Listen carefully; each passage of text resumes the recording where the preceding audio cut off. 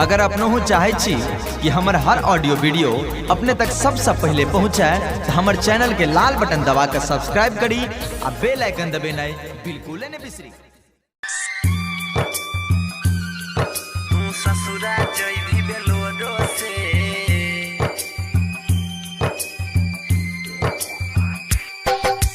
DJ Kanchan Raj, DJ Kanchan Raj, DJ Kanchan Raj, नीम चौक चौसीमा वैशाली। जो जो के सनम नहीं छै कोनो गा, जो जो के सनम नहीं छै कोनो गम, अखिया नहीं कनते हेलो रो से तू ससुरा जइभी बेलोरो से, तू ससुरा जइभी बेलोरो से, मल निमन पटाइबो तोडो से, तू ससुरा जइभी बेलोरो से, मल निमन पटाइबो तोडो से। जो जो गे सनम नहीं छै कोनो गम,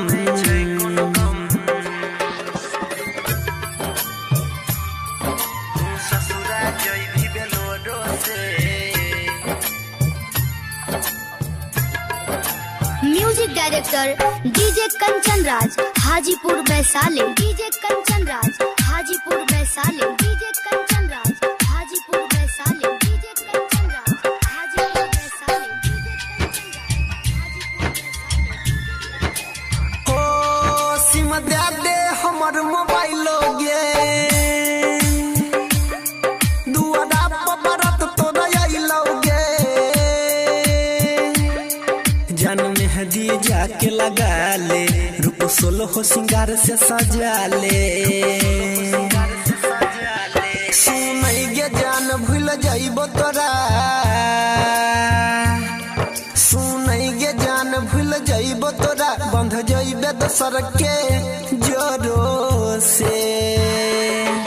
तू ससुरा जइभी बेलोरो से, तू ससुरा जइभी बेलोरो से, मल निमन पटाइबो तोडो से, तू ससुरा जइभी बेलोरो से, मल निमन पटाइबो तोडो से। जो जो गे सनम नहीं छै कोनो गम,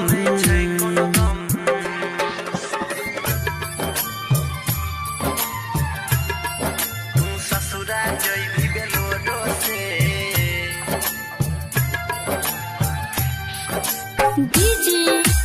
कंचन राज, डीजे कंचन राज, डीजे कंचन राज, नीम चौक चौसीमा वैशाली। हो राइटर देवेंद्र दिमागी के, भले जो तो लुटी से दागी के, हे गे कहो अनिल दिल जानी, नहीं है तो कोनो परेशानी, डीजे कंचन परवीन चंदन, डीजे कंचन परवीन चंदन के सटई है ओठ के ठोडो से, तू ससुरा जइभी बेलोरो से, तू ससुरा जइभी बेलोरो से, मल निमन पटाइबो तोडो से, तू ससुरा जइभी बेलोरो से, मल निमन पटाइबो तोडो से।